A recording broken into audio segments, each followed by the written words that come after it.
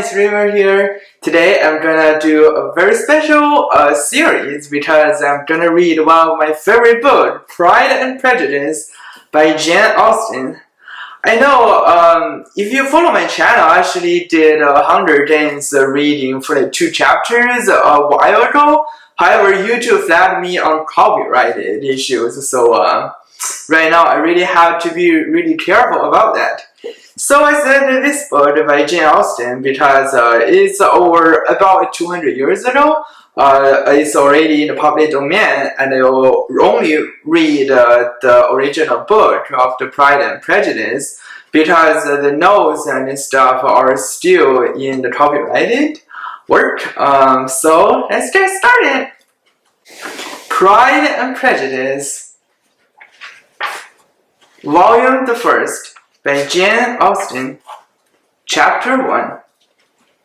It is a truth universally acknowledged that a single man in possession of a good fortune must be in want of a wife. However little known the feelings or views of such a man may be on his first entering a neighborhood, this truth is so well fixed in the minds of the surrounding families that he is considered as the rightful property of someone or other of their daughters. "My dear Mr. Bennet," said his lady to him one day, "have you heard the Netherfield part is let at last?" Mr. Bennet replied that he had not.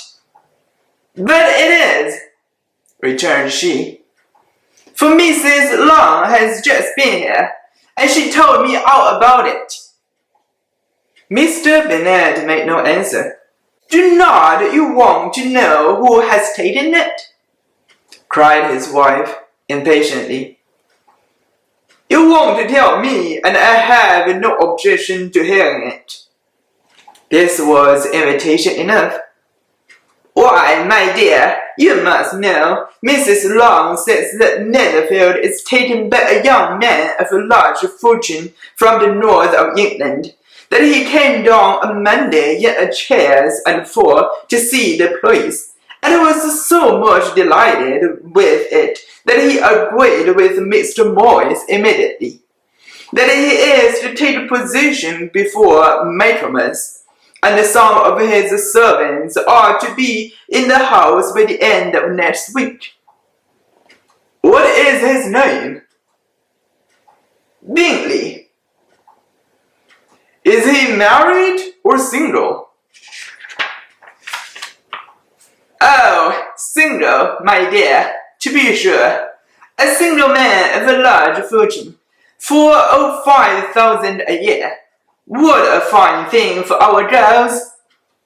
"How so? How can it affect them?"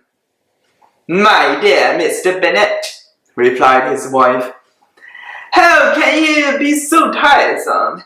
You must know that I'm thinking of his marrying one of them." "Is that his design in settling here?" "Design? Nonsense! How can you talk so? But it is very likely that he may fall in love with one of them, and therefore you must visit him as soon as he comes." "I see no occasion for that. You and the girls may go, or you may send them by themselves, which perhaps will be still better, for as you are as handsome as any of them, Mr. Bingley might like you the best of the party." "My dear, you flatter me. I certainly have my share of beauty, but I do not pretend to be anything extraordinary now. When a woman has 5 grown-up daughters, she ought to get over thinking of her own beauty." "In such cases, a woman has not often much beauty to think of." "But, my dear, you must indeed go and see Mr. Bingley when he comes into the neighborhood."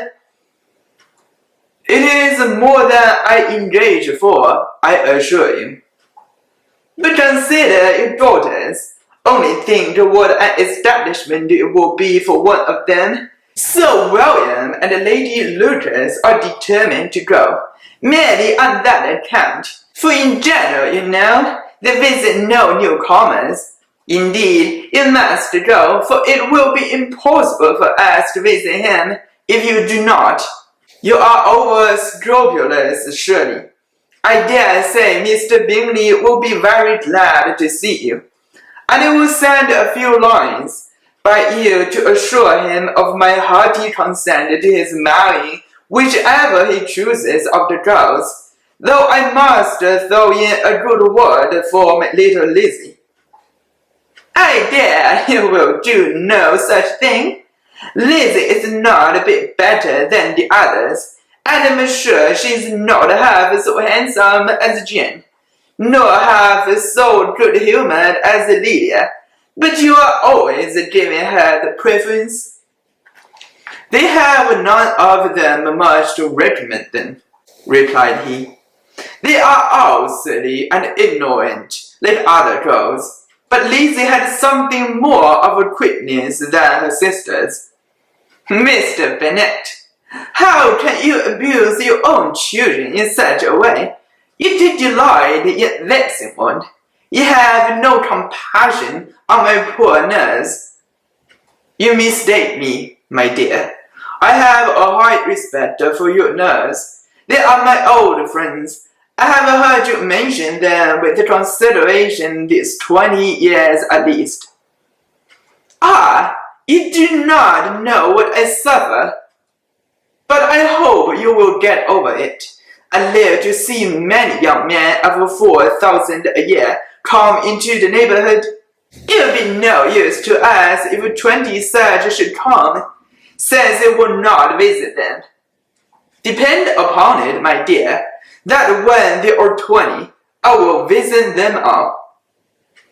Mr. Bennet was so odd a mixture of quick pause, sarcastic humor, reserve and caprice, that the experience of 23 years had been insufficient to make his wife understand his character. Her mind was less difficult to develop. She was a woman of mean understanding, little information, and uncertain temper. When she was discontented, she fancied herself nervous. The business of her life was to get her daughters married. Its solace was visiting and news. And here it goes, that's the end of chapter 1.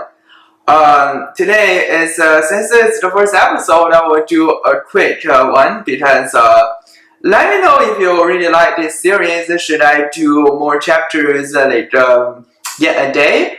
Or should I, just comment it down below if you really like this series or not.